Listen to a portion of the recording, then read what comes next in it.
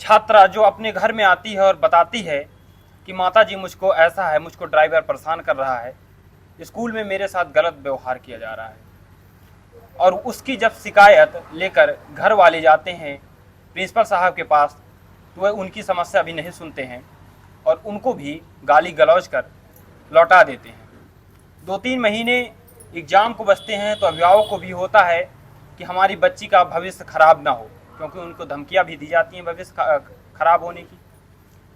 और जो ड्राइवर था वह यहाँ से उठाकर बच्ची को ले जाता था बस के माध्यम से और छोड़ने आता था तो वह गलत व्यवहार करता था, और इसकी शिकायत भी बच्ची ने प्रिंसिपल साहब से की, लेकिन उसका भी उन्होंने निस्तारण नहीं किया और उसको भी उन्होंने डांट फटकार कर फिर से कक्षा में भेज दिया।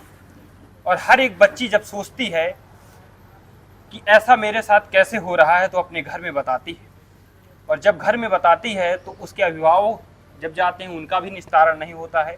तो इसकी शिकायत प्रिंसिपल साहब से करती है कि शायद मेरे अध्यापक हैं, मेरे गुरु हैं, शायद ही वो मेरी समस्या को, वेदना को सुनेंगे, लेकिन उन्होंने भी नहीं सुना और इससे आत्मग्लानि हो गई, क्योंकि बच्ची जब सोचती है कि अब मेरा कौन है, जब मेरी शिकायत कोई नहीं सुन रहा है तो आखिर अब कौन सुनेगा। घर वालों को भी भगा दिया गया, विद्यालय में भी नहीं सुना जा रहा है, तो इससे पीड़ित होकर वो पुनः क्लास में आती है और कुछ समय बाद वह छत में जाकर छलांग लगाकर अपनी जान देने का फैसला कर लेती है। अध्यापक उसको निजी अस्पताल में भर्ती कराते हैं प्रयागराज के, ना कि यहाँ के पास के अस्पताल में, और उसके बाद उनको लगता है कि कानपुर ले जाना चाहिए तो शायद वहाँ भी लेकर जाते हैं और अंततः वो बच्ची दम तोड़ देती है। आज उन्हीं की हम माता जी के पास आए हुए हैं। कुछ शब्द तो नहीं है हमारे पास कहने के लिए, लेकिन शोक संवेदना के लिए और आवश्यक कार्रवाई हो इसके लिए हम उनकी माता जी के पास आए हुए हैं। तो नमस्कार।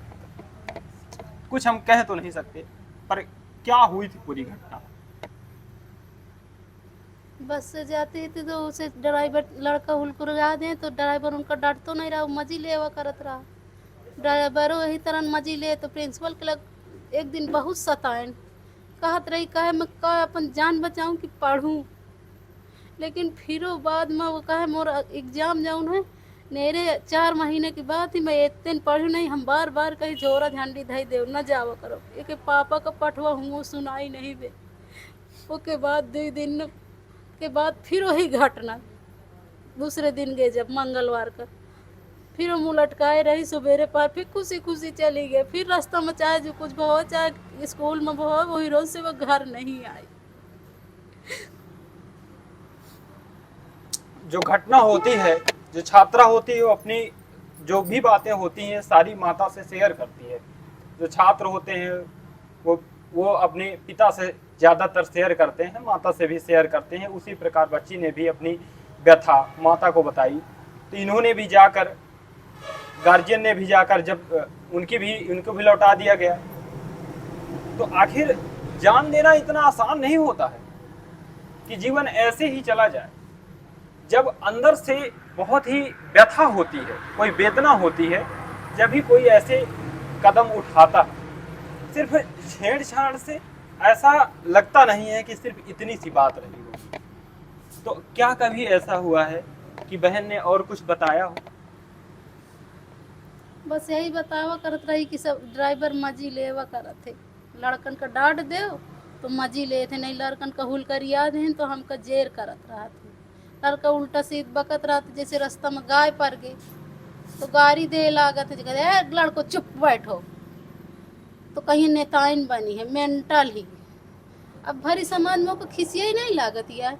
स्कूल में बतावत ही तो हुआ वही बरात है, मामा भाई ने यही दोनों तो मिल ले थे, बाद में मास्टर टीचर बहुत टॉर्चर करत हैं जानी जाना से, यही से वो छकित हो गिरा। हम मना करे कि न जाओ, नहीं न जात तो सब पटा जात बाप गिराए, बार बार कहें कि न जाओ, लेकिन कहे 3 महीना मेरे को भी कुछ सपने हैं, मैं दिल्ली में कोचिंग करूँगी, मुझे जाने दो।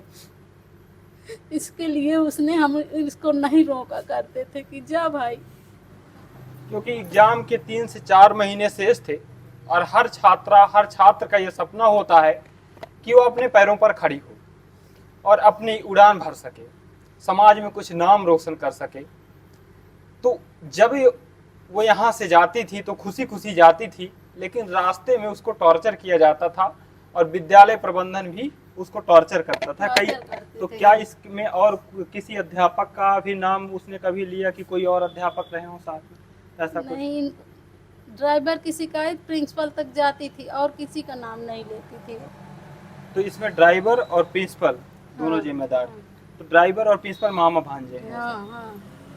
तो दोनों रिश्तेदारी में आते थे और दोनों एक दूसरे के आपस में सहयोगी हुआ करते थे, इसीलिए उन्होंने प्रिंसिपल ने भी ड्राइवर की मनमानी को नहीं देखा, उन्होंने मनमानी को करने दिया।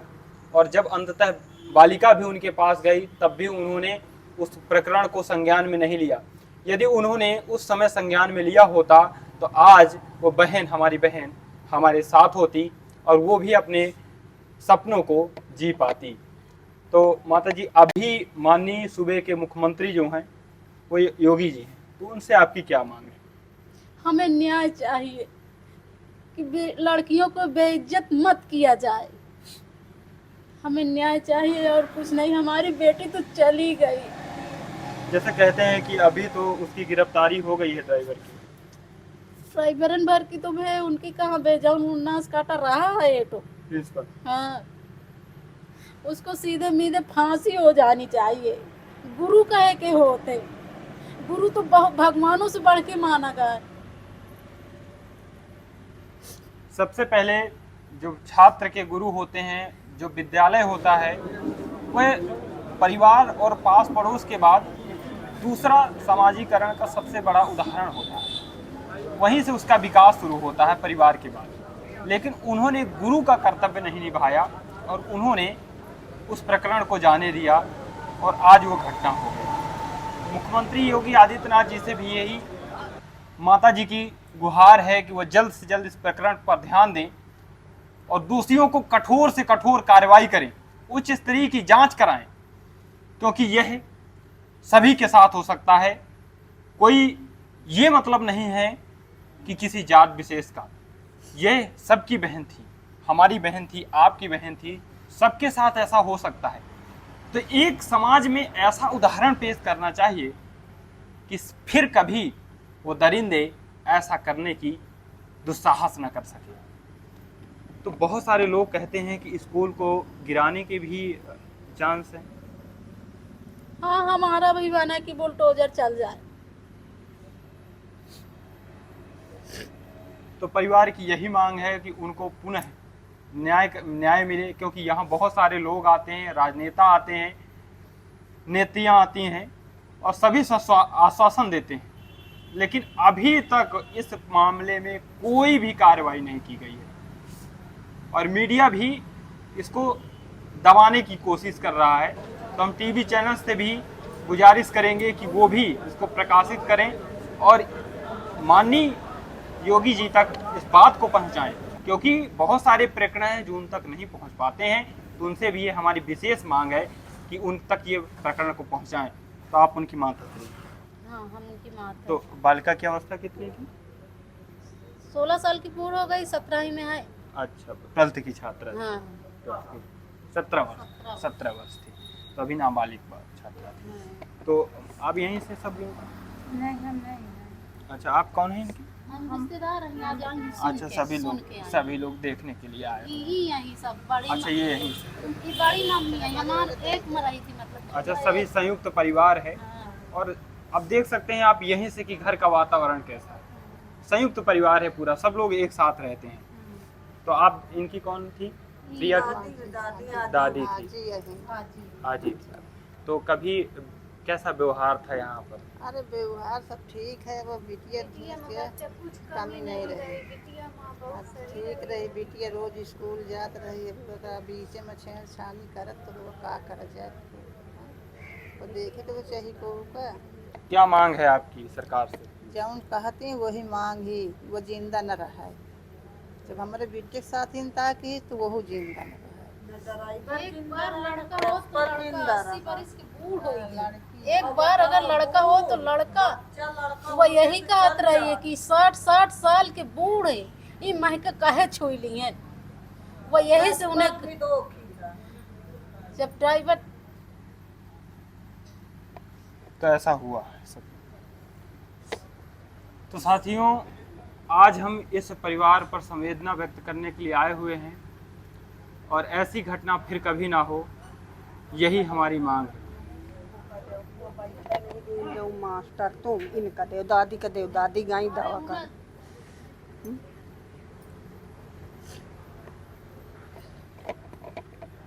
तो नमस्कार साथियों, हमारा नाम है आलोक और आप देख रहे थे आलोक एक्सप्लोर मीडिया। बच्चे के सामाजिक न्याय के लिए आप आवाज़ उठाइए, और आवाज़ किस माध्यम से आपको उठानी है कि इस वीडियो को आपको ज़्यादा से ज़्यादा शेयर करना है, ताकि ये आवाज़ आपकी इस माध्यम से आवाज़ सरकार तक पहुँचे और बच्ची तो अब इस दुनिया में हमारी बहन तो नहीं रही, पर उसको पूरा न्याय मिल सके। नमस्कार।